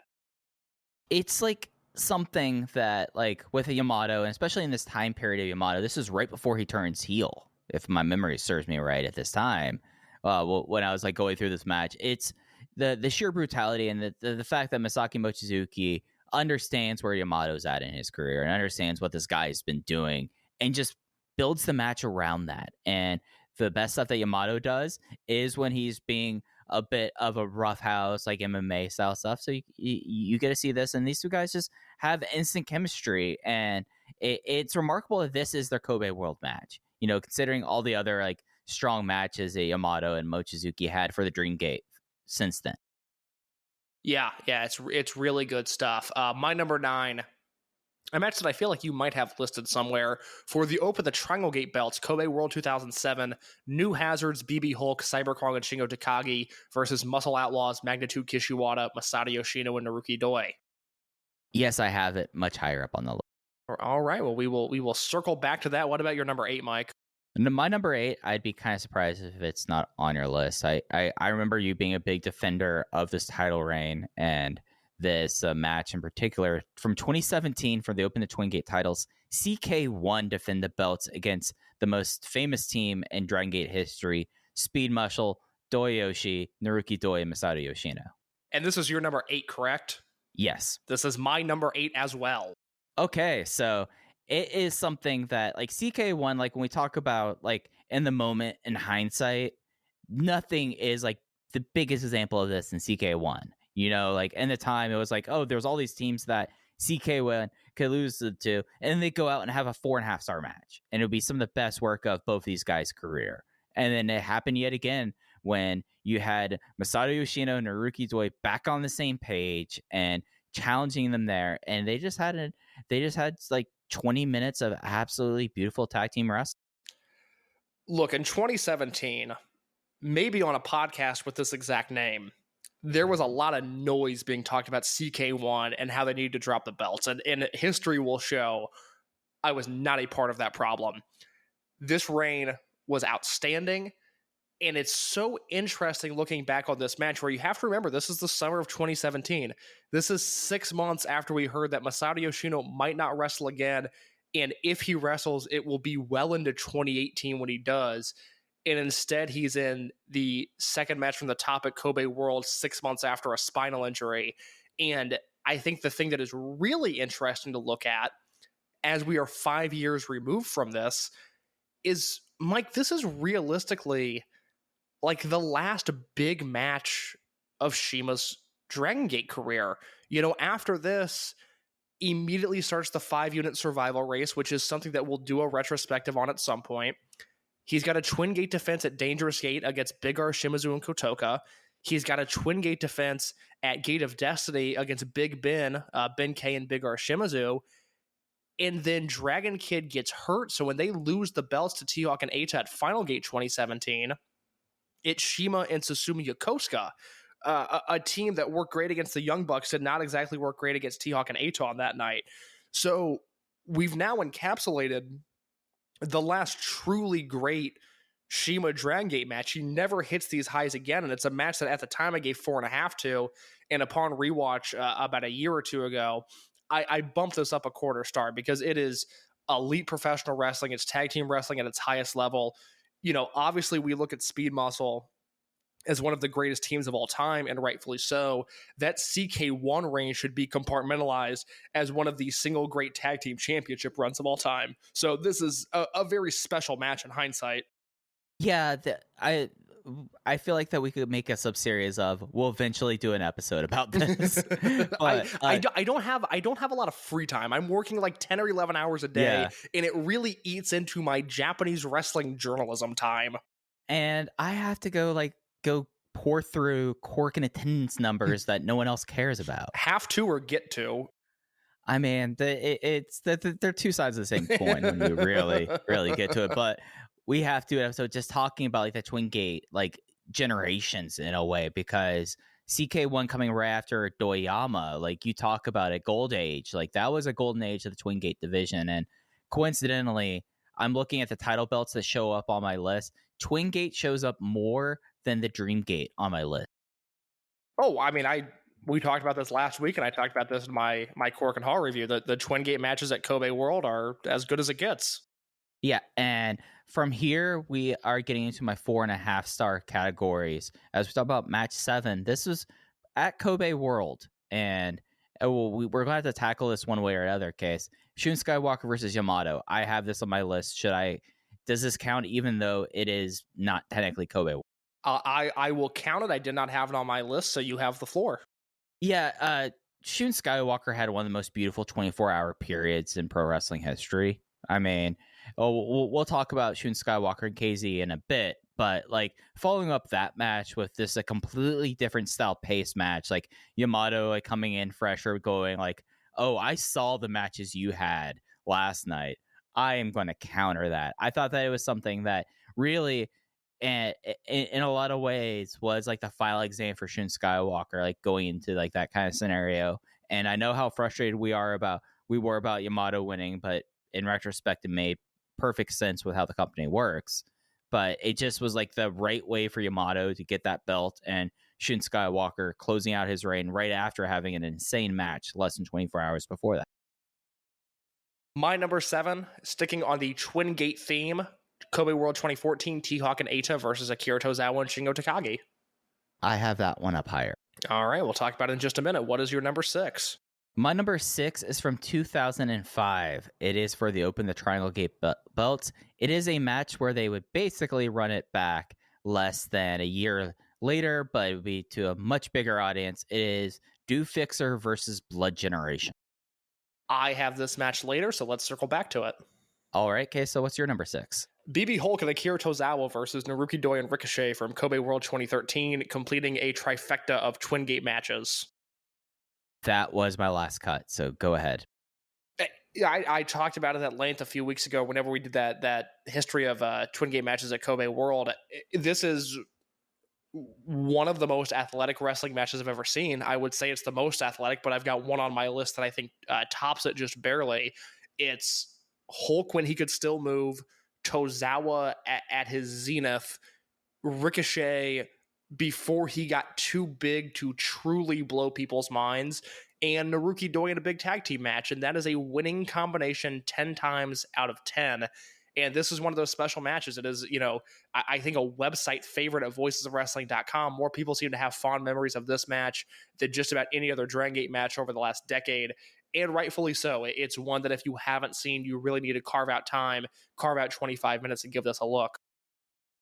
And this is Tozawa's last big heel performance in Dragon Gate. Yeah, if you think about it. That's crazy to think about because, he was around for another few years. But yeah, this was it because this is in the middle of July 21st, and he is out of Mad Blanky 10 days later, August 1st. Yeah, so like this is something that, yeah, you hit the nail on the head. Diefly is a tag team that I talk about a lot. Naruki Doi and Ricochet, the two of them, it's something with like that. We know Ricochet is actually a really solid tag team wrestler, at least in this time period here. But you're talking about Naruki Doi, and I've already mentioned two of his famous tag teams, and he had this one also that was just incredible stuff. It didn't last for very long, but Diefly on the Twin Gate Generations episode, we would have to take like a 2 minutes to talk about Diefly. They were so cool. They just worked well together. You just have to sit back and think, God, what if Doi and Ricochet just teamed for 9 months on every show together, what output would we have? Because it would be absurd. We have such a short amount of time of those two as a legit tag team, and if we would have had just a few more months, I think we would look at it as a high point in both men's careers. Yeah, and it's something that I think in certain circles of the internet, like there's the people in the know understand Naruki Doi as a tag team wrestler, but I feel like that for certain circles they'll be like, yeah, no, he's good, but is he Bobby Eaton? That's a third straight tag team that he would be like exceptional in with 3 completely different partners. I talked about it last year when we did the Greatest Wrestler Ever project. Once I decided that Doi was in my top 100, I realized, oh, he's not just in my top 100. He's in the top 90. Oh, wait, maybe he's a top 80 guy. Can I squeeze Doi into my top 75? Like, once you accept the level of pedigree that he's worked at, it really enlightens you on just how solid his entire career has been. This would be like basically for the two of us, Alex Shelley and like 4 other people. But imagine if Naruki Doi got one of those visas and decided, Beautiful thing. It would be a dream. Speaking of the dream case, we're in the top 5 now. And my 5th match is for the Open the Dreamgate. It was the match that happened 24 hours before the previously spoken about Yamato versus Shun Skywalker match. The main event of Kobe World 2021, Shun Skywalker versus KZ. Just like some of the most insane car crash wrestling that I think I've seen, but in a way that was absolutely beautiful in the way that Dragongate's only able to pull off. We have the same number 8, and I'm happy to report we have the same number 5. I thought they had a really special match at Kobe World 2019 in that random undercard singles match that was clearly a showcase for both of those guys. And to come back 2 years later in a obviously a much bigger spot and to top their first match takes guts, it takes brains, it takes talent. And we saw a really gutsy performance from both of those guys. And time after time, every big spot they stuck the landing. It's a really special match, 4 3/4 from me, and my 5th greatest Kobe World match of all time. It's just like we really, and I know we give our flowers here in the present, really got to recognize the 24 hours that Shun Skywalker had last year. In general, he's so criminally underrated. I have said before, I just want people that get their wrestling news from Reddit to care about Shun Skywalker. If I can make that happen, I've done my job. Didn't they make Shun versus KZ free for everyone on YouTube? It is. Well, everything from 2021 is free on YouTube, all those title matches. So, Shun versus KZ and Shun versus Yamato. If you're someone who is able to have influence in booking things, and if you are wondering about the Shun Skywalker guy that's going to be around for 60 days, check out that Shun Skywalker versus KZ match. And it's an English commentary, so no language barrier there. Yeah. Check out the match and ask you if Shun Skywalker doesn't deserve to be on your card, if not main eventing it. Moving to number 4, this is another Twin Gate match. This time, it is the Open the Twin Gate champion team of Shingo Takagi and Akira Tozawa versus T-Hawk and Eita from Kobe World 2014. This was my number 7. This Monster Express versus Millennials feud that was largely based around Eita working the arm of Akira Tozawa and making him tap out time after time again was the first Dragon Gate feud that in real time I really latched onto and really cared about the results of. And this match is arguably bloated. There's a lot going on. It's a really long match, but I think it carries the entire time. I enjoy the excess in it. It is certainly a big match with Shingo and with T-Hawk, and for some people that's going to be a detractor. For me, that is going to be a plus. Yeah, and it's something that this is a match that takes you on a ride, and it's something that I like my wrestling be able to do that. And Shingo Takagi, yes, he has his formula, but him and Tozawa together, they worked. And it was a long title run for them there, but they didn't really team before or after that. Yeah, they were in Kamikaze together, but that doesn't count. Yeah, that doesn't count. But like for this time period, like that's the thing about doing this top 10 list cases. I'm remembering some Twin Gate teams, and that makes me very happy. That makes me exceptionally happy. But yeah, it takes you some places. It is a ride. It is a roller coaster. And finally, at the end, Ada fucking does it. My number 4, a Dreamgate match, 2016 Shingo versus Yamato. You're higher on this match than I. Yeah, I think this is, this is the turning point where it took me about 3 years to love Dragongate as much as I did at the end of this match to love it again. But oh my God, yeah. I mean, the build from Yamato turning face at Dead or Alive to him winning the title here, every step along the way was executed perfectly. And this is, the to me, the peak of Yamato's career and one of the very best Shingo matches, which is, a lengthy list of truly great matches. I think this is near the top Dragongate and New Japan combined. I guess it's for me as I'm trying to like look through this case. I transcribed my Kobe World stuff into a spreadsheet, so I need a second to make sure I have this right, so I could tell you where I was on it.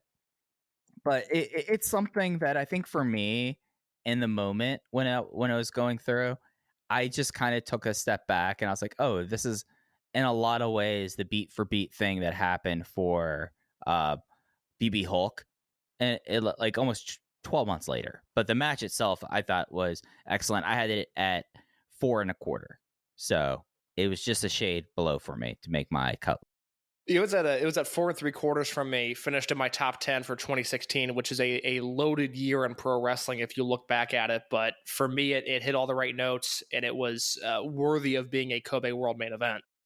So we're getting to the top 3 now, right? Yes. My number 3 match is from 2010. It is a Lucha de Apuestas contra Caballera, Shingo Takagi versus BB Hulk. Not my favorite match of their feud, but it is the best match that they ever had in Kobe World Cannon Hall by a good measure, and just was, in a lot of ways, the peak of the feud. And it was beautiful. It was one of the more powerful Apuestas matches that they had in the company history. You work with someone long enough, your opinions become completely irrelevant. This was my number 3 as well. I really thought this was going to be your number 1, and now I have no idea where your list is going. I know you've got one match that I had earlier that we haven't talked about yet. I thought this would be your number 1. This is my last 4.75 star match. Everything from here is 5 stars. It's Hulk versus Shingo. This is we've gone long, but let's do this sidebar really quick. Obviously, you have Blood Generation versus Do Fixer from Supercard of Honor. You have the 4-way match from August 30th, 2003. Would you say this is the 3rd most popular Dragon System match of all time in the Western eyes? Oh, geez. That's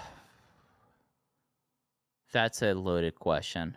The only one that I think would rival it is Shingo versus Mochizuki from 2015, but I think this has the edge. I think this match, given when it took place, the culture that surrounded it, the fact that it was, within the era where Dragongate USA still mattered to some degree. It just passed the 1-year anniversary there, or 1-year anniversary was rather coming up. I think this match has been passed around on enough message boards into the Twitter era that I think more people have seen this than Shingo versus Mochizuki.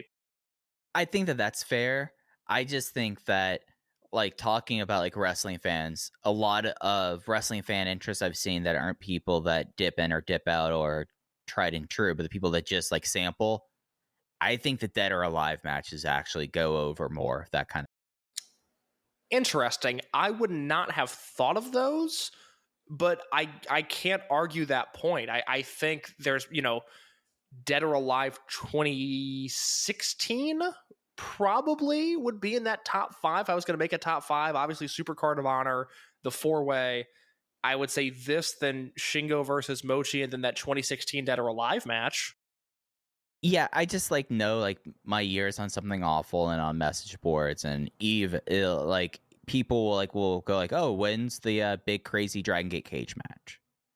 That is a thing that wrestling fans who aren't dialed in peek in for. So it might not be one of those matches. 2016 just seems like it would make sense, but maybe think about the Ustream days. Maybe at that point, maybe one of those Dead or Alive cage. This is a very interesting question to me. The older heads that are listening, the people that have been around longer than me, I would love your input on what you think the most seen Dragongate matches are to Western fans, because I feel pretty confident that, one, a Supercard of Honor untouched. I think that 4-way match is, again, that's number 2. 3 through 5 is really interesting to me. If you have thoughts on that, either drop it in the Discord, hit me up on Twitter. That's a very interesting topic to me. Yeah, because like not going completely sidebar as we're approaching the end of the second hour. But I wouldn't be surprised because when Gabe had up the DGUSA stuff, he put up like the Danielson versus Shingo match that couldn't get put up on pay-per-view. Like you put him up there sometime. Yeah, but I even think like that match doesn't have the legacy that it should, and No, there's it a doesn't. lot of different reasons that is true, but that's still something I see regularly as like, oh, Danielson wrestled Shingo? I didn't know that. And oh, it won match of the year that year? I didn't know that. It should have the legacy of Joe versus Kobashi, but it doesn't. And again, there's a lot of fingers that could be pointed there. I will reserve them for another time. But I don't think there's anything from Dragongate USA, given the distribution issues of Gargano versus Shingo. I think that could have been close, but that's not there. That's not a top 5. And, I guess, I would buy an argument that you could just say open the historic gate as a whole is just one of the inclusions on the list. But to me, I don't even know if I believe that. Yeah, no, it would be hard to say DGUSA things that aren't on YouTube. That's why I brought up that match, because I remember that match being on YouTube for a long time. It was on the preview of what the WWE Roku channel was going to look like. Right. I don't know if that ever launched. Note that there was a WWN Roku channel. It just was not very good. Oh, you're kidding. Yeah, no. Yeah. Day one subscriber. All right, so that was your number 3. We were on the same page there. Yeah, so what's your number 2? My number 2 from 2007 for the Open the Triangle Gate, New Hazard, Shingo Takagi, BB Hulk, and Cyber Kong versus the Muscle Outlaws team of Naruki Doi, Masato Yoshino, and Mag. Look, I did an entire podcast episode with John Carroll on the Wrestling Omakase show about this match, about how much I enjoy it. So I've said my piece on it. I would love to know your thoughts. This was, for reference, my number 9. Yeah, this is just, in my mind, one of the best 3-on-3 Triangle Gate matches of all time. It's something that you take where New Hazard was at that point, especially Shingo and Hulk that were just 2 and 3 years in their business. Cyber Kong, who was at that point less than 12 months, I would say, as a member of Dragongate family, more or so. And then you have Doyoshi at that time really starting to gel in 2007. And what do I have to say about the big boss Magma case, other than we respect Magdu Kishawada in this household? Oh, God, love him. And in this match, it was something that, like, you put them in these stakes here. Like, I don't have the 2007 card, but I think this was a match that they broke the usual format when they placed it. Like, they placed this match on the card to basically be like, all right, guys, prove yourselves. And they went out there and they had the best Triangle Gate match in Kobe World history, in my mind. It is second from the top. The matches that precede it, Open the Brave Gate match, Kanda versus Horiguchi with Kness as the special guest referee, a War tag team title match with Saito and Susumu versus Gato and Jado, and Koji Kanemoto versus Masaki Mochizuki directly before it. Yeah, so you're putting these guys into this position, and think about this in the scope of things here, Case.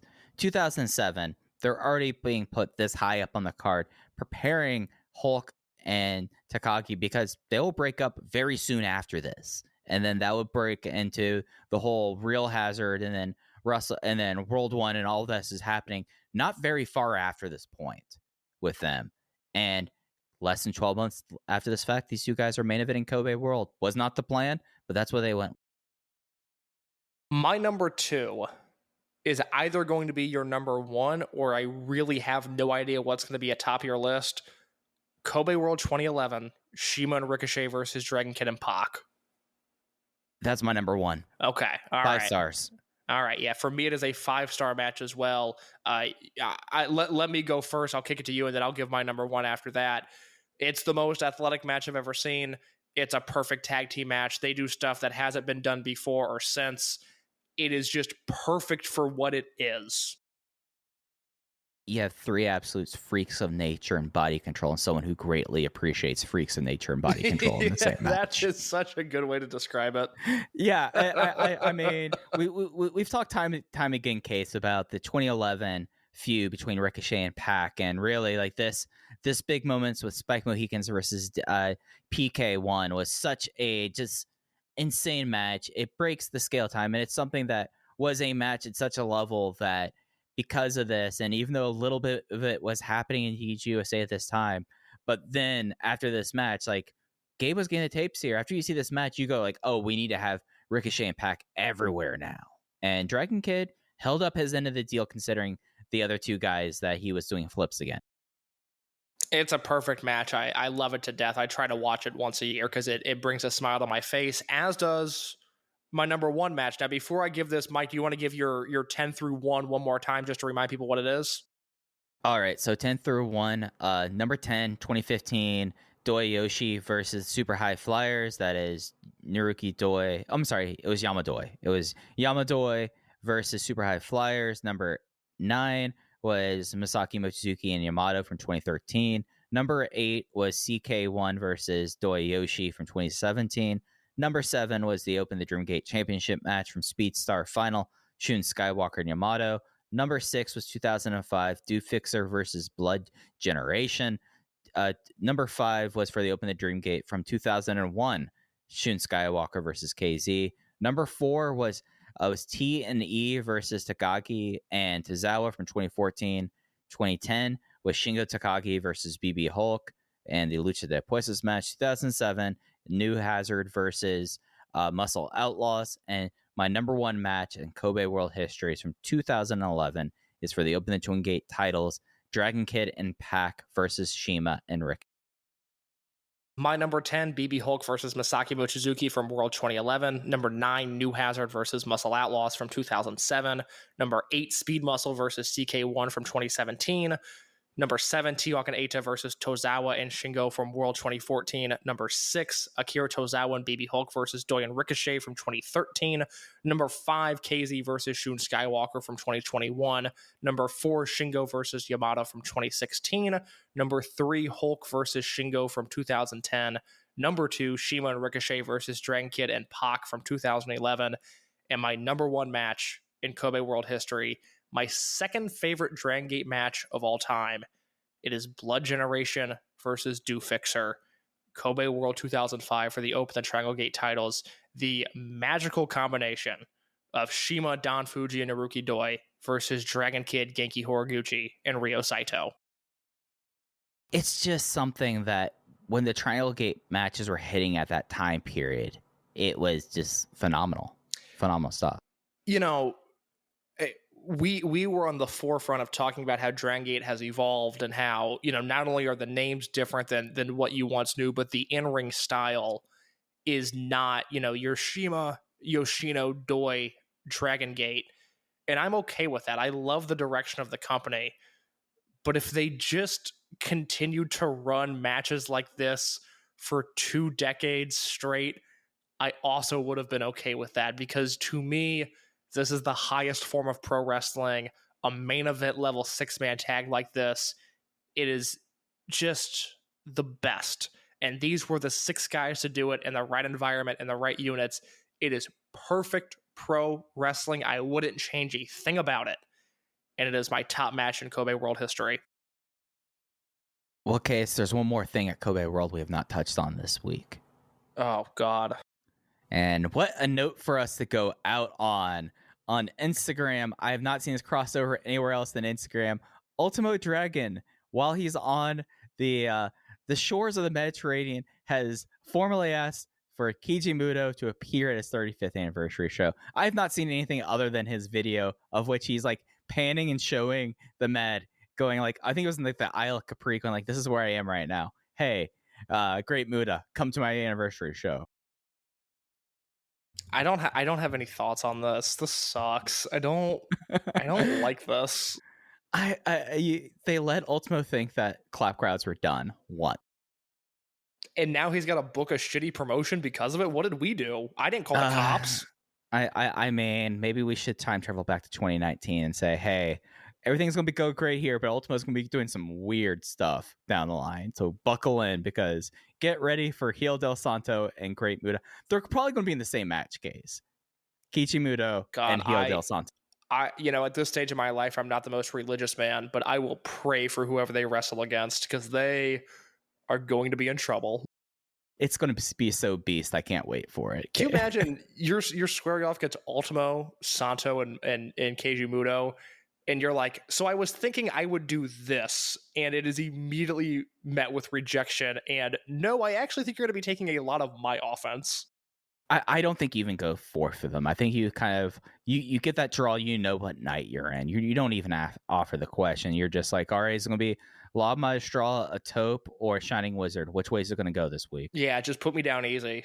Yeah, put me down easy, brother. But who knows? And it was just kind of a funny note. I wasn't planning on even talking about this case, so you put down the run list for this week, man. Are there? So Shingo was obviously a big Keiji Muto guy. Muto wrestled on his 2017 Homecoming show, which is on the Dragongate Network. But they are also from the same home. Yeah. Do we know if there's another like big Muto head in Dragongate? I can't think of one, but you might know. I think it's safe to say probably Don Fuji. I was just about to say that too. Yeah. I mean, safe to say like that. I mean, but it's also Keiji Muto. Fuji's got a comp tape of his young boy work in his house. Like he's like, 1985 New Japan, exactly what I want to come home to. Yeah, no, for sure. Yeah, I mean, I'll say this case, at least of my read of the scenario, we'll probably sell more tickets than Heel del Santo. Yeah, you really don't believe that Santo is moving anything. I think it's just something someone wanted to have for his 35th anniversary, get a good payday. Maybe if there's a Santo Dragongate shirt, then I'll be proud. If there's a Santo Dragongate shirt, let me calculate some shipping and handling rates. Yeah. We're going to have that conversation off air about that package we're going to get, because we'll go matching into All Out wearing our Santo t-shirt. with our cool matching Japanese t-shirts. That's right. All right, buddy. We're up against it. Anything else you want to help for we're out of here? No, I got nothing. Well, that's going to do it. Okay, so next week is Kobe World Week, and we have a special episode coming in this next week. A special guest, perhaps. And I would keep your eyes peeled to the podcast feed for it. But that's going to do it for this week. You can follow us on Twitter at OpenVoiceGate.